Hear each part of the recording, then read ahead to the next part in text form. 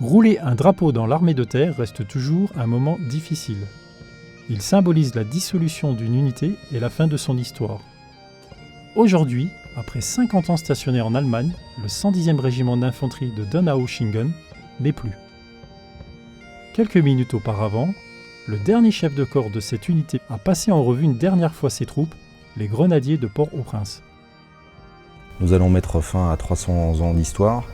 Donc évidemment, il y aura beaucoup d'émotions, une certaine tristesse pour les anciens qui ont passé parfois plus de 19 années ici, pour ceux qui ont fait leur service militaire, qui se sont battus sous les plis du drapeau en Indochine, en Algérie, qui sont présents et qui nous entourent aujourd'hui. Donc beaucoup d'émotions. Fer de lance de la brigade franco-allemande, le 110e Héry aura marqué les grandes périodes de l'histoire prestigieuse de l'infanterie. Ses richesses ne disparaissent pas pour autant.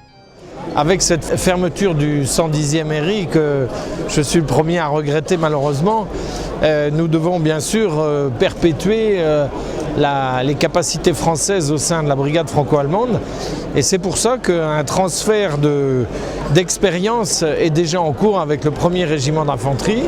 La condition et l'accompagnement du personnel sont restés au cœur de cette manœuvre qui a mobilisé tous les moyens de gestion de l'armée de terre.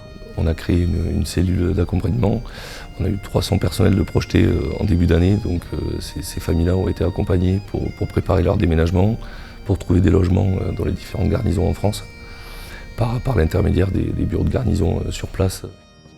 Cette fermeture s'inscrit dans la rationalisation des coûts de fonctionnement. Elle s'adapte aussi au contrat opérationnel des armées. Actuellement déployée au Mali, la brigade franco-allemande assurera la continuité du travail binational. Au son du clairon et du canon, le 110e marche sans frayeur sur de l'honneur.